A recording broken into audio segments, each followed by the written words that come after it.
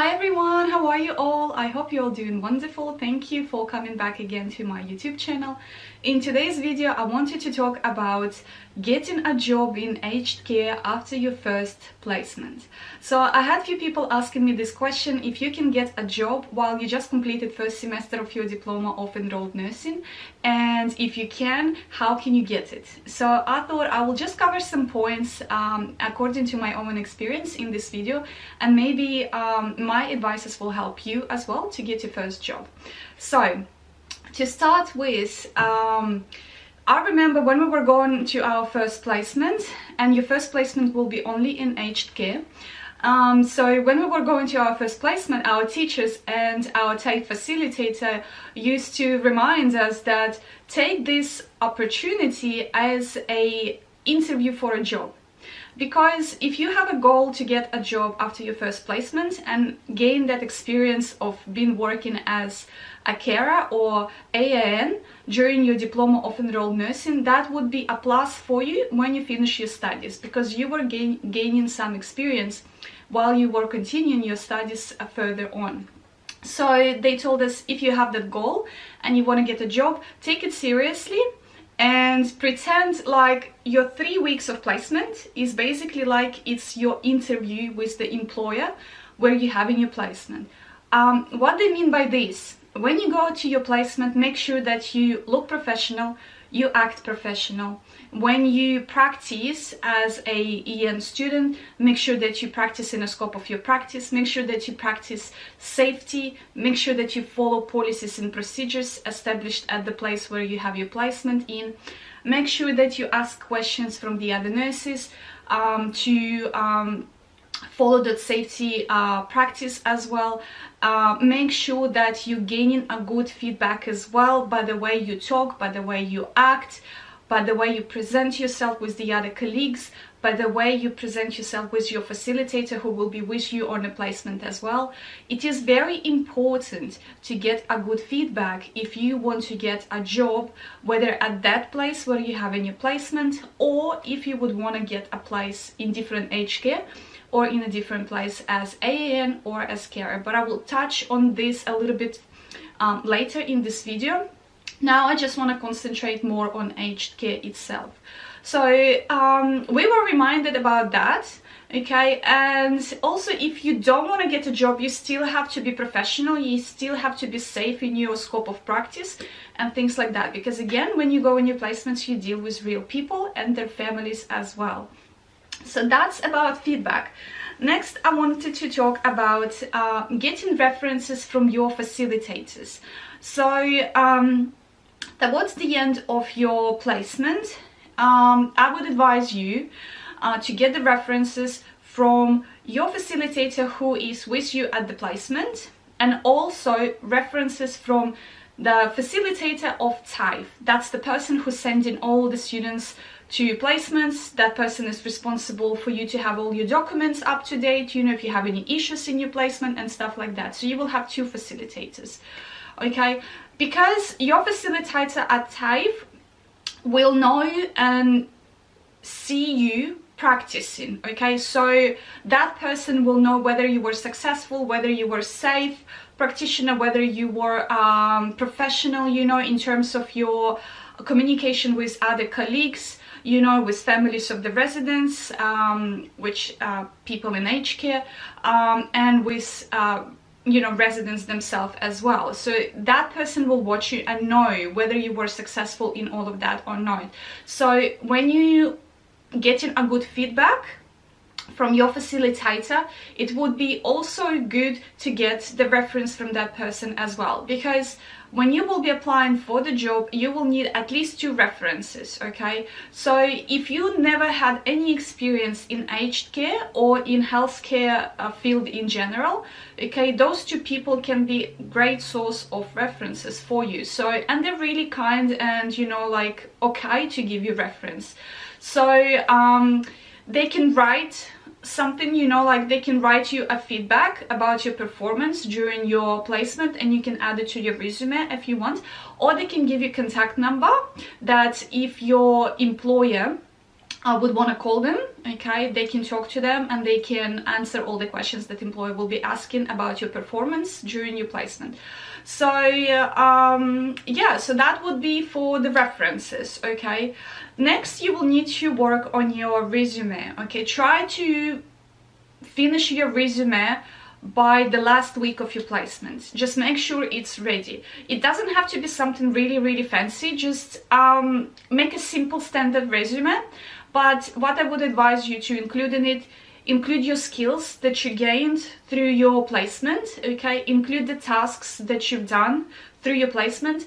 And with the tasks, what can help you is your logbook, the one that you will be having with you on a placement. So you will have a particular tasks to be signed off. Use those tasks as tasks to add to your resume, because this is what you've done basically, you know. What else? You can add your previous experience. Like what happened with me is that my employer in a facility where I was having my placement, they asked me to actually add to my resume a little bit of the previous experience, because when I came to Queensland almost 3 years ago, I started to study my nursing after 6 months, because I couldn't catch in the first semester, so I needed to wait for the next one to start. So I pretty much started to study right when I arrived to this state. So I did not have any work experience in this state. So my work experience was from New South Wales. And when I said that to my employer, she said, well, I just want to know about a little bit more about you. So if you can, please include at least 1 or 2 workplaces that you had in New South Wales. I just want to see a little bit of your background. So you can do that as well, okay, in your resume. And if you have some relevant, you know, skills that you gained through your previous work employment, you can add and link those as well. Like, for example, being responsible, being proactive, being safe, you know, and things like that. Being a good team player, you know, all these important things when you work with the other colleagues as well. So you can include that and link it to this position that you will be applying. Okay, so that's for the resume.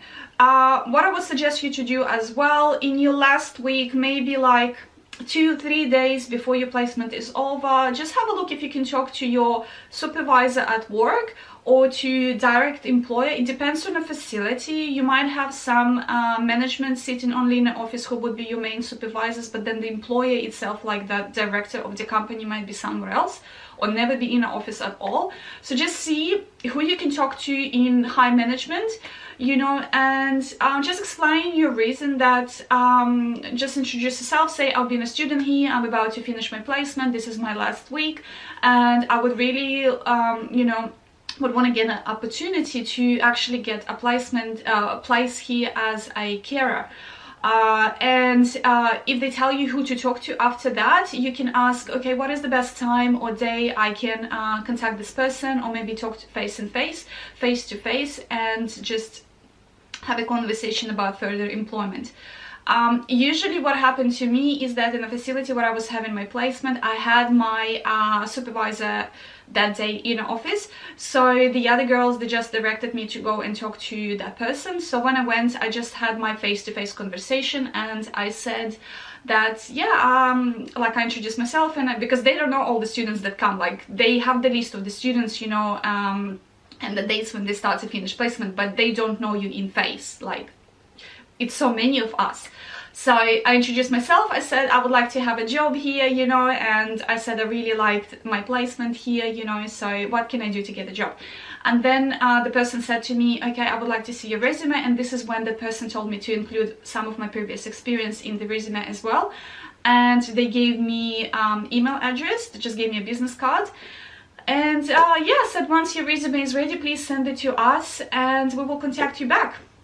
So once I've done that, okay, before of course my placement was over, I've got all the references, you know, I've got the contact number, you know, and I got the feedback from my facilitator at placement, so I had that with me just in case, and I included that phone number into my resume, and I also got the number from my facilitator at TAFE as well, and I included that in my resume as well. And I had one additional, which was my third one, was reference from my work in Sydney as well. So I had 3 references there. So yeah, when I submitted my resume, I remember it has passed about 3 days or something like that, and I didn't hear from them. So what I've done is I followed up, which is a very common practice when you submit your resumes for positions. You can actually follow up. Just don't follow up like the next day or something like that. Sometimes it takes time. So I called directly to my supervisor because she gave me her personal business card. I called to my supervisor and I reminded myself. I remind who am I, you know, and why am I calling, you know, and I said like, I just wanted to make sure that you received my resume. Just let me know if you did, you know, and how is it going and things like that. And then she said, oh yes, I received it, and I looked at it. I'm sorry, I've been too busy to call you. Would you like to come for the interview? And I was like, yeah, sure. And she planned for me interview the next day. She asked me if I'm available next day. I said, yeah, I am. So I came for the interview. And this is how your interview basically going, okay? Again, this is my own experience according to the place where I've got my first job. So basically they will be asking you a little bit more information about the company itself. So I would advise to you, okay, apart from having a placement and knowing policies and procedures in general in the company, go on their website and read about the company. Read what's their goals when they're providing care to the residents, what approach they use, you know, what are things that differ them from the other companies, you know, why are they special, you know, and things like that. Because we in Queensland and in all the states in Australia, we have so many different aged cares, and they all compete with each other. They all try to be the best in the service that they provide. So just go on the website, read about the company, you know, see all those aspects, because they will ask you those things. Like for example, at the company where I've got my job, okay, they were following Montessori approach. It's something that I learned when I was back in my country, when I had one of the administrating positions in early development center for small kids, and the teachers were using Montessori techniques when they teach kids. So basically it's when you teaching a child, you know, by promoting the child of practicing things by themselves. Basically you're given a task and then you just observe the child and watching the child, that how he or she does the tasks using their knowledge, using their skills, using their abilities, whatever it is, come to place, you know. And then if the child requires your help, you can assist, but you give the opportunity first to the child to practice and do the task by themselves. So that was pretty much as well with the residents where I got my job, okay. We were promoting sort of like task orientated practice. We wanted them to not lose the ability to do certain tasks, because you know, the older you become, the less your ability to perform certain tasks in your life become. We are there as carers to support them, assist them and help them, but yet we still want to promote a little bit of the physical activity as much as they can do, you know, a little bit of tasks and stuff like this. If the person can dress, you know, put the top by themselves on, but it's struggling to put the pants on, that's okay. We can give the opportunity to the person to still put the top on when they're dressing up, but help by putting pants on, for example, you know.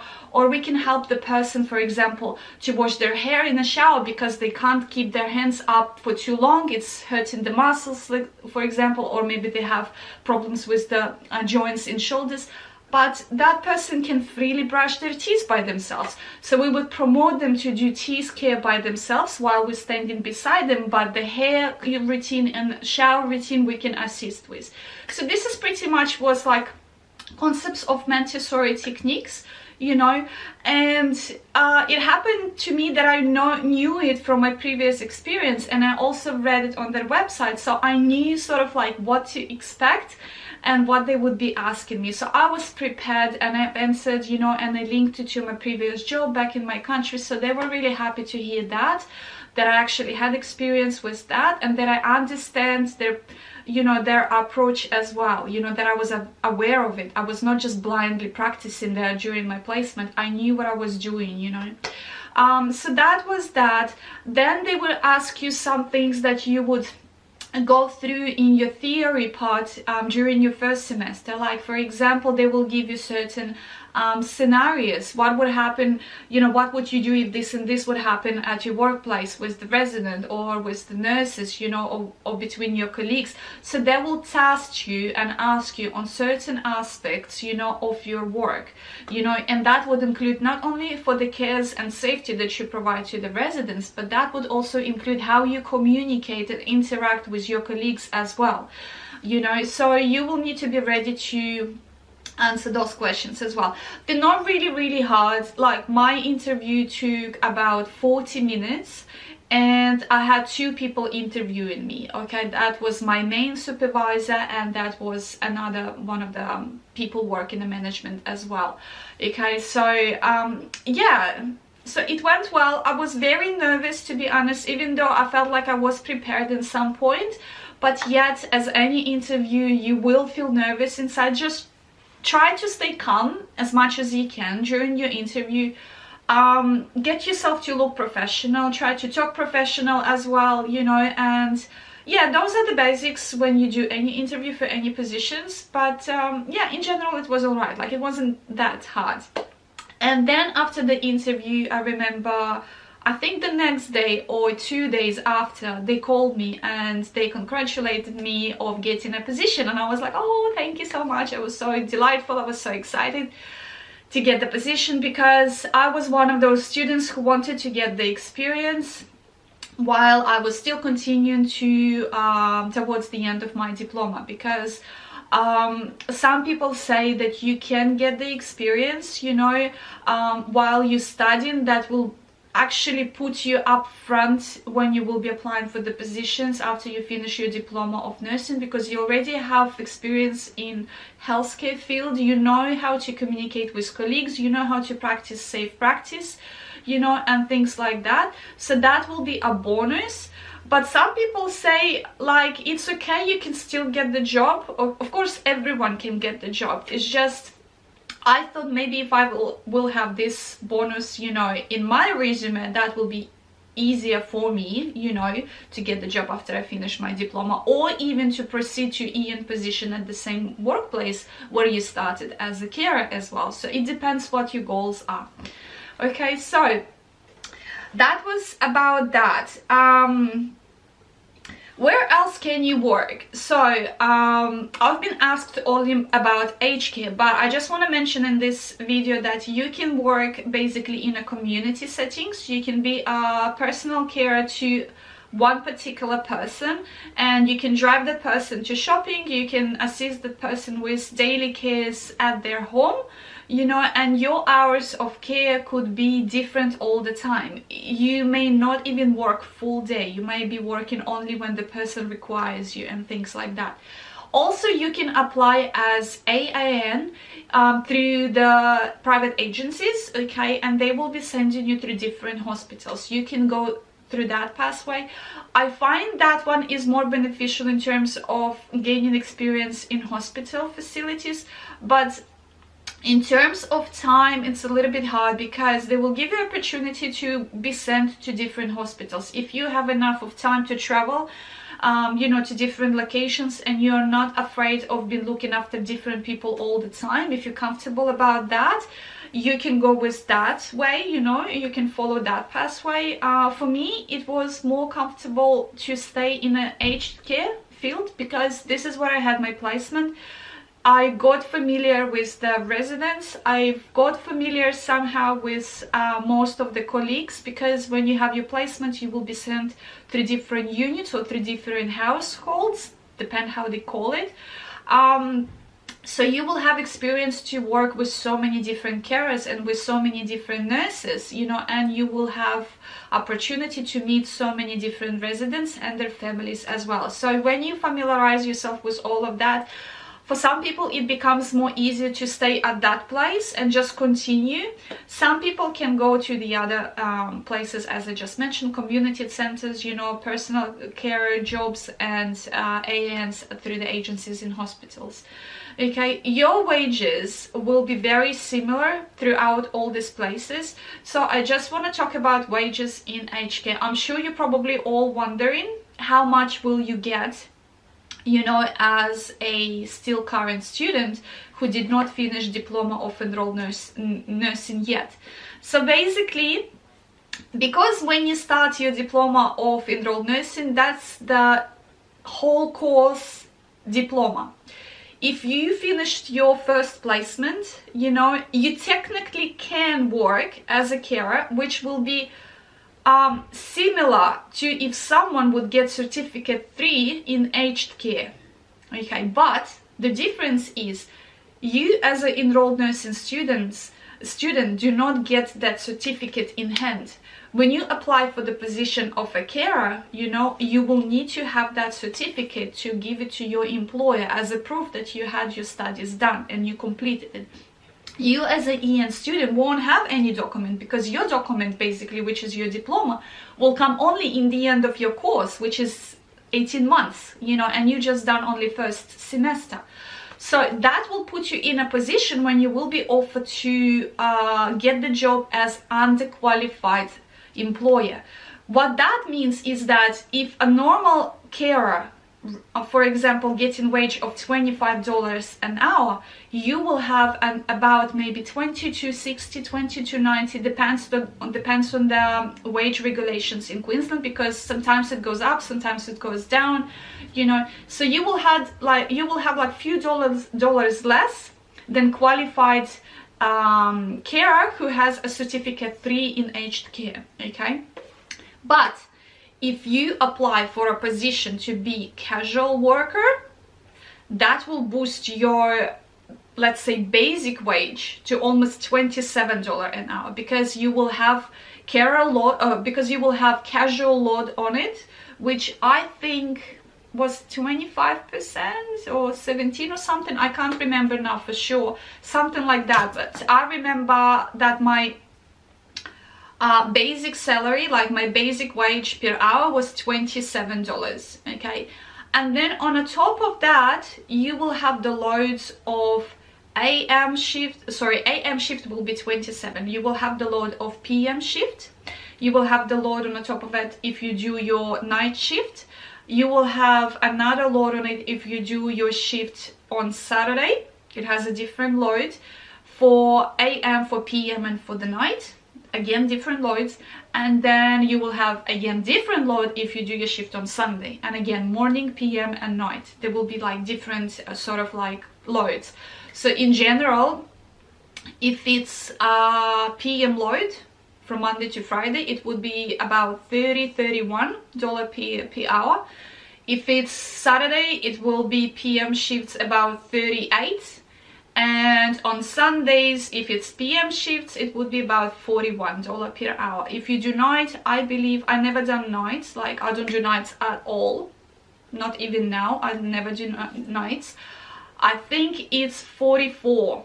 That's what I've heard from the other employees. But again, place from place is different. This is just my estimate to my experience, what I had. Okay, so it's quite good, it's not bad. I would advise you, if you can, stay casual, because first of all, it's a better rate. Secondly, you will be going on your placements every single semester. You will be disappearing either for 3 or 4 weeks, so that's roughly a month. Thirdly, you will have a freedom to control your own schedule in terms of when you have exams, when you have long assessments to complete. So if you need some time off work, you can have that flexibility to actually stay at home for a week, you know, concentrate on your assessment, you know, and just complete it in a nice free time manner. So if you're looking for that, something like that, that would be your opportunity. If you would like to be part-time, I've never seen in aged care full-time workers, like full-time positions. It's either casuals or part-time, okay? On part-time, you can have up to 8 or even 9 shifts per fortnight, and then you are also able to pick up another shifts as casual shifts, okay, and make up, you know, sort of like you're working full-time. So you can freely make yourself work full-time, but you're not gonna be established in the company, you know, as a full-time worker. You will be still stated as you are a part-time worker. Sorry, my camera turned off. So if you want to stay part-time worker, you won't have that casual shifts load. So you will be like $22 or $23 your flat rate per hour, and then you will only have like the shift loads on it, which is your PMs, you know, nights, weekends and stuff like that. So that casual rate is not gonna go on the top of your wages. So think about it, you know. The plus about, or advantage about being part-time worker is that you will know that you have a stable income coming. You will have stable number of shifts coming every week, and then you can pick up additional ones as well. But if you pick up additional one, it will be the same flat rate as you have in as a part-time. Okay, if you are casual, as I already said, you will have more control over your time. Okay, you can plan your days as well, but at the same time you won't have that opportunity of having stable income. Okay, because sometimes you might have shifts, sometimes you might not have shifts, you know. But generally, I remember I was always scheduled shift 2 weeks in advance. I was always covering people who go on holidays, someone who travel, you know, to see their families and stuff like that, someone who takes a yearly holiday, you know, and plus people who get sick as well. So I always had shifts like 2 weeks in advance. And you can actually choose, you know, which shifts you want to take. They give you opportunity to choose, you know, and they offer you by themselves as well. You can say yes or no, it's up to you. They're not going to get upset if you say no, like it's normal. So that would be for the wages. I hope this information helps you somehow and clear out for you how much you can earn as well while you're studying, if your goal not just experience but also getting a little bit of money going on while you're studying. Because I know it is very hard for some people to actually commit yourself to 18 months of study full-time and do not have any income. Like, you can apply for Centrelink, you know, or study payment, but it's very miserable. It's so small, it's not going to be even covering your rent, you know. And if you married and you have husband and kids, you know, and you would want to help a little bit, you know, to the household with a little bit of income, you know, you can take that pathway and actually earn a little bit of money. You know, you can even do 2 shifts a week. Maybe it's 2 weekends. 2 weekends, it's almost like not seven, I think it's $650 or something per just 2 weekends. You know, if you do night shifts, it's almost 700, you know. So you can do only 2 days a week, and that would be enough for you, you know, to support somehow your family and help your partner, you know. But for some people it becomes difficult if you have small kids and you're already on full-time study. Like, you don't have to do that, you know. You can just go on with your diploma and still get the job when you finish your diploma. Like, it's still okay, you can get the job. As I said, everyone can get jobs. But yeah, regarding the shift times, so in aged care you will have quite different shifts actually, but again, it will depend on different facilities. In the facility where I've got my job, we had morning shift starting 6:30, finishing at 3 o'clock. Then we had second shift starting roughly 2:45 and ending at 10:30 or 10:15, and then we had the night shift starting 10:25 and finishing in the morning at 6 or 6:30, something like that. And then they had also additional shifts, like some shifts would start 1 o'clock p.m. and finishing 8 p.m. Some would have short shifts starting 3 p.m. finishing 8 p.m. So as you can see, there are so many opportunities for you to pick different times, you know.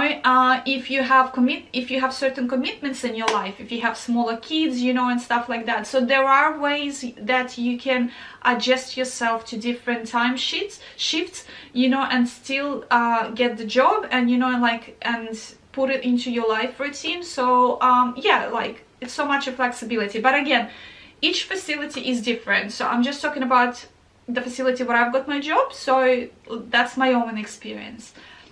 But yeah, generally, like, I've seen a lot of carers who had kids in the school, you know. They take the kids to the school in the morning, you know, to early bird, you know, hours, and then go to shift, finish shift at 3 o'clock, pick up kids quickly, you know, like 3:30 they're already picking up the kids from the school, so the kids are just waiting a little bit, you know, they can sit in the office. So like, if you're even mom alone with the kids, there are always opportunity for you to get a job and a little bit of income coming in.